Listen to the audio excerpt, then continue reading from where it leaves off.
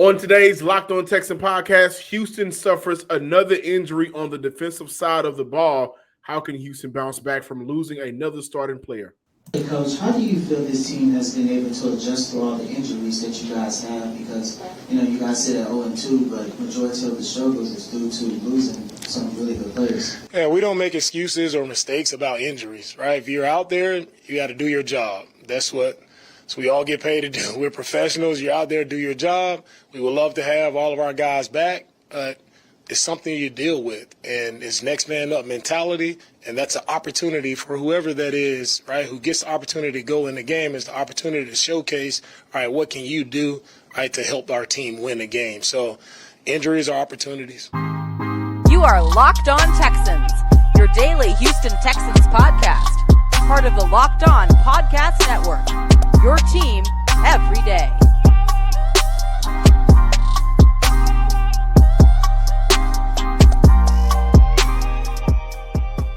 Welcome in, Texan fans out there to a Tuesday episode of the Locked On Texan podcast, a part of the Locked On Podcast Network, your team every day. This episode is brought to you by FanDuel, official sportsbook of Locked On. Make every moment more. Right now, new customers can bet $5 and get $200 in bonus bets guaranteed. Visit FanDuel.com/LockedOn to get started. If you are one of our new listeners, thank you for checking out today's show. Make sure that you subscribe, like, and comment. Shout out to all of our returning listeners as we continue to talk Texans on this Tuesday every day. I'm your Texans football analyst, John Some Sports Guy Hickman, and of course, joining me as always is your personal Texans credentialed media member, Sports Illustrated's own, the head shaker himself, Cody Davis. We got to look at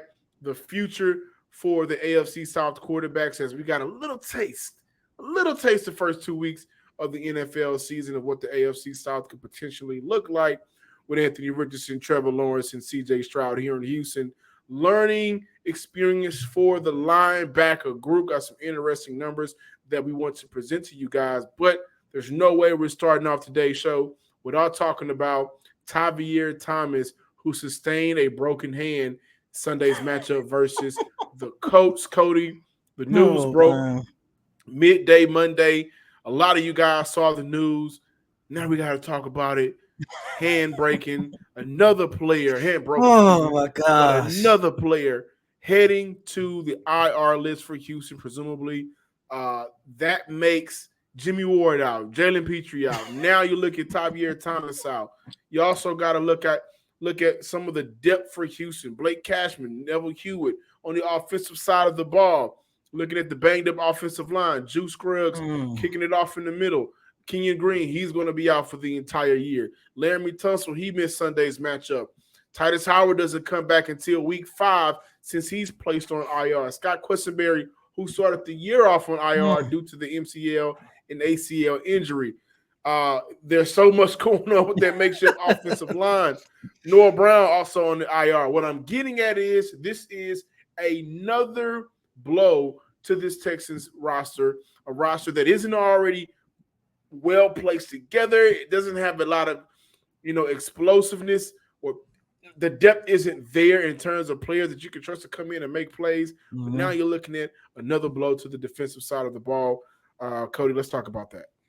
Yeah, man, another injury, Tavierre Thomas, and everything that you said is why I'm sitting here shaking my head. But John, listeners and viewers, as you got heard on yesterday's show, and as you heard it again today, Coach D'Amico Ryans would not use injuries as an excuse. Next man up mentality. Now, John, we're looking at a situation where we're definitely going to see our guy Grayling Arnold really get an opportunity to see if he can help this team not only break a 2-game losing streak, but to win their very first game of the 2023 campaign. And look, I get that Tavierre Thomas wasn't the best nickel. If you ask me, and John, I think you and everybody else will probably agree with this statement. If I'm making my 53-man roster and I'm looking at my nickel cornerback, and it came down between Thomas and Desmond King, I'm definitely going with Desmond King. And that's no disrespect to Tavierre Thomas, but both of those guys, they have been solid foundational pieces for this organization over the last 2 years. But Desmond King was always a step ahead of Thomas, if you ask me, in my opinion. However, I kind of look at this from a situation. Releasing Desmond King was a mistake, not only from a talent perspective, but now you're looking at a standpoint where the Texans would definitely have to depend on a guy like Grayland Arnold, who I think is going to be pretty decent. However, I just hate knowing that he's going to have his number called on a week where you're going to go up against Trevor Lawrence, one of the fastest rising quarterbacks in this league, and an offense that's starting to put it together. And I think that's going to hurt the Houston Texans defense, a defense where, look, even if you get Jalen Petrie back, 9 times out of 10, you still might not have Jimmy Ward back. So there's just a lot of moving parts that's really not fair to the Houston Texans. However, man, losing Tavierre Thomas, man, what I hate most about it is just that experience, plain and simple. Feelings definitely got in the way, but now we got to look at how Houston can move forward. Got a couple of names to throw out there to see if that works. And so, Cody, I want to look at first Grayland Arnold. During the preseason, played in a total of 96 snaps, 5 tackles, 4 of 6 passes completed for 39 yards, played a total of 10 snaps at nickel. And back in 2020, he played majority of his snaps for the Eagles at the nickel position as well. Played 2 snaps at nickel this Sunday. There's also DeAndre Houston Carson, only allowed 4 yards on 1 catch Sunday. Fun fact, Houston Carson has been in the league for 7 years, so he kind of came out of nowhere for me. Houston also has Jacoby Francis, who is still on the practice squad. In 2 preseason games for Houston, he played a total of 41 snaps at the nickel. Of the 3 targets, he only allowed 1 for 31 yards. And unless Houston looks to bring back Cameron Dantzler, who played some good football for Houston, I really do doubt it, but they will not look outside of their team and spend beyond their means. They haven't shown to do so to this point, and I'm not optimistic that it'll happen now. In this case, due to injuries to Eric Murray, Jimmy Ward, and Jalen Petrie, I think the best idea right now, the best move, is leaving Grayland Arnold at safety. I think that's the best way to go. But looking to bring up Jacoby Francis, from the practice squad, considering I don't think that they'll look outside of that team. Now, again, outside of the team. Now, again, if Cameron Dantzler is a guy that they really did like, which they did, I was kind of surprised that he was cut. Maybe they get in contact with him to bring him in. But as of right now, with your next game in 6 days, right, 5 days from now, I think the best decision is bringing up Jacoby Francis from the practice squad to help fill that void. And Jacoby Francis played some fairly good nickel for Houston. Granted, it was against maybe second stringers, maybe third stringers, maybe guys that was barely on their last string for teams that they were playing against, but he did look well. And he's a guy that at the very least knows the scheme, knows what DeMeco Ryans wants to accomplish on defense, and what the approach for that nickel position should be moving forward. So the best idea, guys, Jacoby Francis, call him up, right? And make sure that because of the other injuries to safety, like if Jimmy Ward was on the field, Jalen Petrie was on the field, Murray was on the field, I'd be okay. But you still need some depth at the safety position, which was an issue for Houston this past Sunday. Yeah, and I also want to mention this as well. When the 53-man roster was set and Coach DeMeco Ryans was asked about the depth at that nickel position, he did mention Grayland Arnold's name as a guy who could fill in if needed. And I don't know if a guy breaking his hand would not – I don't know how that would not fall under if he's needed to fill in a void at that nickel position. Everyone should be empowered to take care of themselves and their loved ones during unexpected times. That's why Jace Medical offers the Jace Case. The Jace Case provides 5 life-saving antibiotics for emergency use and gives you a peace of mind so that you are not just hoping that you have access to medications in an emergency. Jace Case makes sure that you have the medication on hand. Jace Case is simple. They handle everything from online evaluation to licensed pharmacy medication delivery and ongoing consultation and care. Don't get caught unprepared. Save more than $360 by getting the life-saving antibiotics with Jace Case, plus an additional $20 off by using promo code Locked On at checkout at jacecase.com. That is JASE medical.com. Promo code Locked On. And also snap into action this NFL season with FanDuel, America's #1 sports book. Right now, new customers get $200 bonus bets guaranteed when you place a $5 bet. That's $200 in bonus bets, win or lose. I think you can't beat that. If you're thinking about joining FanDuel, there's no better time to get in on the action. The app is easy to use. There's a wide range of betting options, including spreads, player props, over-unders, and much more. So visit FanDuel.com/locked-on and kick off the NFL season. FanDuel is the official partner of the NFL. Welcome back in, Locked On Texans listeners and viewers. So we got to look at the linebacker group, right? The linebacker group did not have the best of days against the Indianapolis Colts, and it got worse whenever Gardner Minshew stepped in for the injured Anthony Richardson, and he just sliced and diced between the secondary and the second level for Houston. Made it super easy on them on the offense, and again, there was no pressure to kind of make his job a little bit harder. But the linebacker group, this was their numbers on the day. They went 13 of 13 passes completed. So every pass that went their way, it was completed for 88 yards, 74 yak yards, according to PFF. And also they had a very difficult time. The entire defense had a very difficult time holding Josh Downs. He was quietly the coach's secret weapon on Sunday. Second most on targets and first downs accounted for. But looking at the linebacker group, again, if you guys remember my comments from Monday's show, there were times throughout the game when I'm thinking to myself, man, where is Christian Harris? And I do want to take a moment to say this. Again, I might get killed. But there were players that, and rightfully so, were hyped up throughout this offseason, throughout this preseason, throughout this training camp, that were first or second year players coming into this year that were not challenged at their position. There was no adversity at their position. There wasn't somebody necessarily brought in that could compete for their starting role.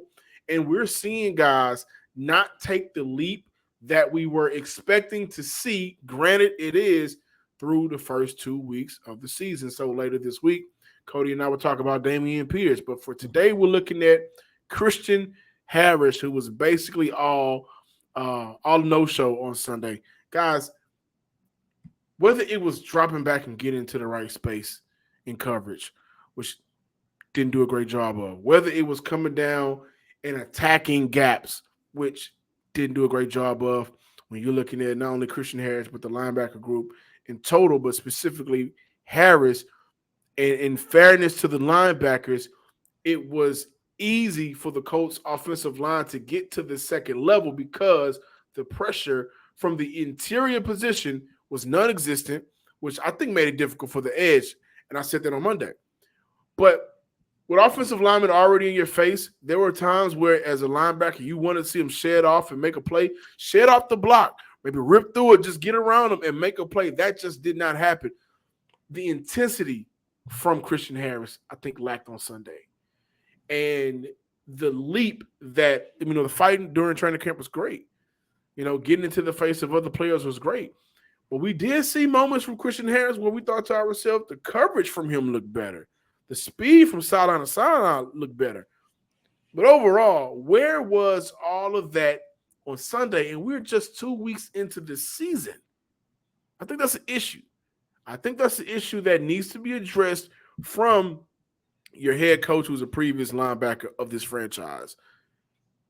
Denzel Perriman is a guy that I think played well. He's an up-in-age linebacker, but he has proven to be Houston's best linebacker through 2 weeks. And honestly, guys, I think that's a problem. I agree that it's a problem, John, but I think Sunday was more so the inexperience that we saw out of the Texans linebacker, especially Christian Harris, because look, I understand he's in his second season, but Sunday only marked his 14th career game, which means he has yet to play a full season in the NFL. And the one thing that I kept wondering, and look, they didn't even look that good against Anthony Richardson as well. However, they looked 10 times worse once Gardner Minshew got in. John, you just mentioned it. They got worse when Minshew got in. They looked at like Minshew looked like he was in biology class dissecting a frog. That's how much he literally just dissected the Texans' second level. However, I wonder how much did the injury to Anthony Richardson, and all of a sudden you have a pocket present quarterback like Gardner Minshew, kind of shook up that linebacking core, especially your young guys in Christian Harris and Henry T. And I only say that because these are still first and second year players in the National Football League, and they spent the entire week getting ready, getting trained, preparing for Anthony Richardson. And within what, the second of third series for the Colts, Gardner Minshew has stepped in. And the play style between Richardson and Gardner Minshew is so different to the point I'm wondering if they was just trying to adjust on the fly, and it just did not work. And I'm thinking when you take a look at how bad the linebackers played against the Colts, I definitely believe that it's more so the inexperience that a lot of those guys have. And speaking of the inexperience, Coach DeMeco Ryans actually talked about getting his team ready, and he even talked about him being a former linebacker, what he can do to teach these guys. For the linebacker core, for me, the outing, we have to coach them better. It wasn't good enough.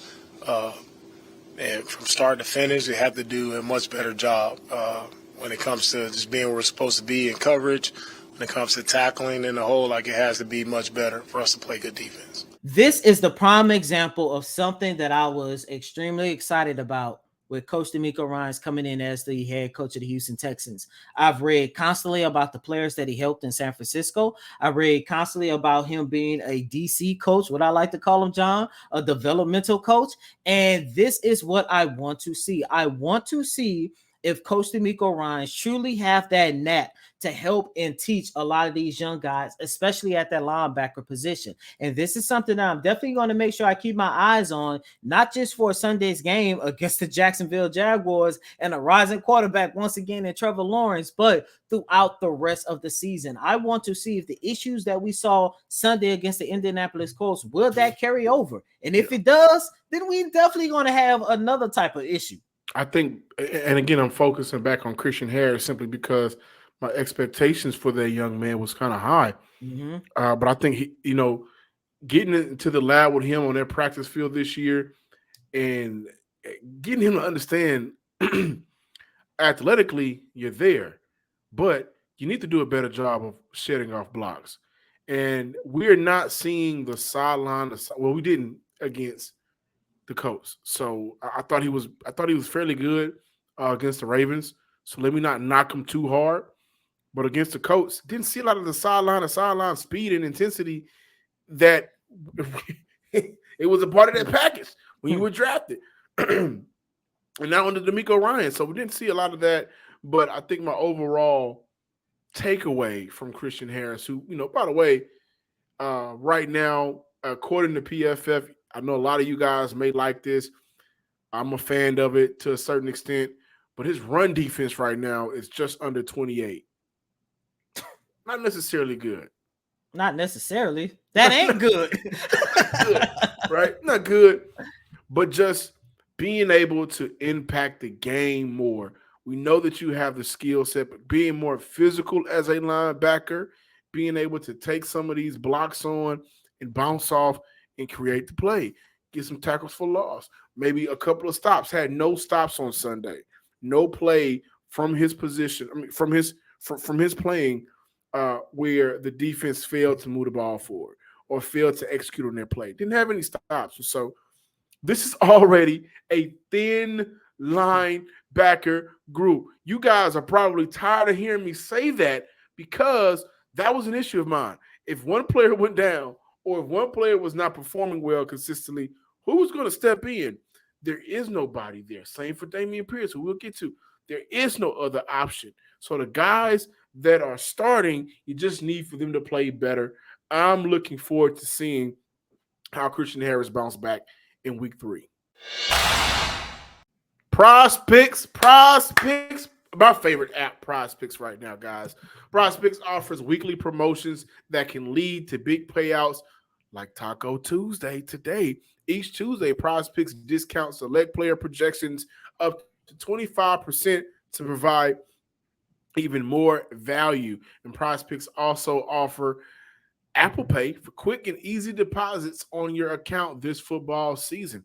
It is super simple. It's super easy. Just place your entry for maybe if you believe Justin Jefferson is going to have more or less than 100 yards receiving. Or if you think Lamar Jackson, if he's going to have one of those MVP games like Lamar Jackson can have, you take the over on one passing TD. Simple, easy. Place your entry within 60 seconds or less. And now Prize Picks has it to where you can win up to 25 times your money. So listen, check this out. Get on your phone, because I know you don't want to do it at work, on your computer. Get on your phone, download or go to prizepicks.com/LockedOnNFL and use promo code LockedOnNFL for a first-time deposit match up to $100. Again, go to prizepicks.com/LockedOnNFL. Use promo code LockedOnNFL for a first-time deposit match up to $100. Welcome back in, Locked On Texans listeners and viewers. So we got C.J. Stroud here in the AFC South playing for the Houston Texans. Got Anthony Richardson. You got Trevor Lawrence, right? But really quick, who's a better quarterback all time? Lamar Jackson or Michael Vick? Please let us know. Please let us know. And just so you know, I'm team Michael Vick. Plain and simple. I'm team MVP Lamar Jackson. But Tannehill's in this division. He's, the older guy. He's the grandpa of the division. You got Trevor Lawrence. You got Sunshine. You got Anthony Richardson. You got C.J. Stroud, the future for the AFC South quarterbacks. And Tennessee still has to figure out what they have in Malik Willis, what they have in Will Levis. They got to figure that situation out soon. But the overall landscape of the AFC South, I think, is looking a whole lot better now with the addition of the 2 rookies and Trevor Lawrence ascending upward. The future. How does the future feel for you guys? How does the future feel for you, Cody? It's going to be fun. The main thing that I hated about, there's a lot of things that I hated about Sunday's game, but one of the things that I hated about Sunday's game was the fact that we only got to see Anthony Richardson for only 2 series, man. But the 2 series that he did play, man, I looked at Richardson and I said to myself, yeah, this young man is going to be something special.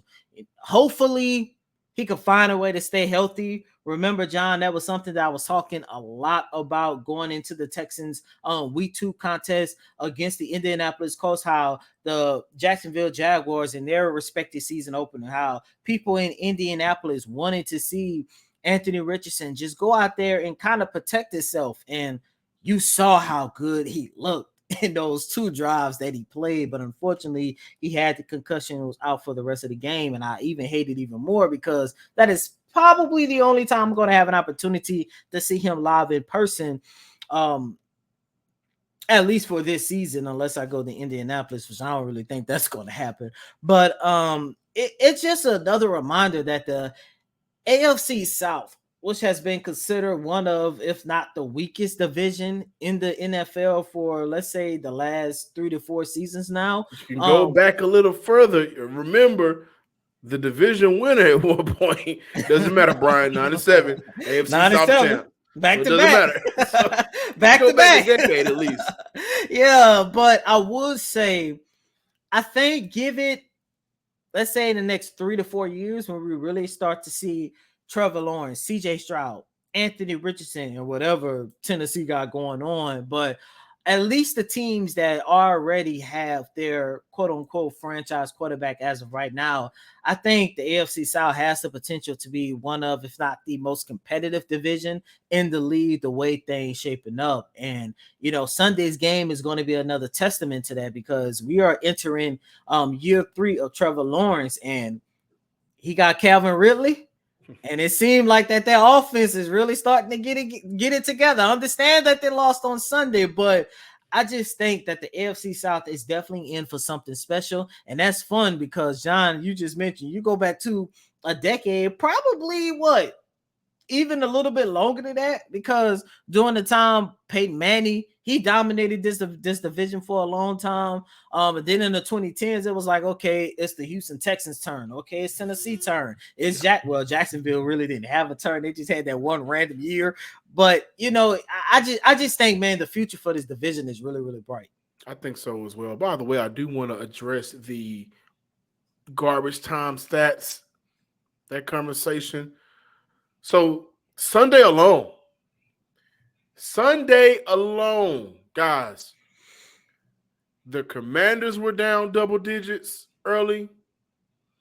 The Giants were down huge early, down 20 points, right? At one point, I think it was 28-0 in the third quarter. And you saw Daniel Jones finish that game out with 321 yards and 3 TDs. You saw Russell Wilson, not the Russell Wilson, but you saw the Commanders, Sam Howell, they scored 35 points for the first time since forever. And you see Sam Howell go out there. Shout out to Eric Bieniemy. He throws for 300 yards and 2 TDs, right? Garbage time stats, I mean, it's a thing.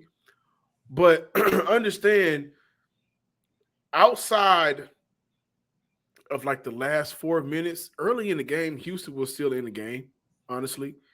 And if that holding penalty did not negate Tank Dell's first touchdown, you're looking at a team that's down, I think, 13 at that point, maybe 10. I can't remember exactly. Why are you guys not happy for your rookie quarterback breaking the record for this franchise when a lot of you have either begged for a rookie quarterback, a franchise quarterback, since the last franchise quarterback said, I got to get up out of here, or you're just not realizing that he is the better quarterback this franchise has seen in the past 2 years? And I think he has potential to be the best quarterback in franchise history. I don't get it. I don't get guys getting mad at the rookie quarterbacks for having fun. I don't get guys getting mad that CJ and company continue to fight despite of, right? 2 games in the season, you guys are already mad. Don't understand it. Make sure you guys continue to check out the Locked On Texans podcast. Give us a follow on Twitter at Locked On Texans. Give me a follow on Twitter at John_Hickman12. And as always, I'm your host, Cody M. Davis. Please remember to follow me on Twitter at CodyDavis_24 and use that same tag to follow me on Thread. Until next time, ladies and gentlemen, peace.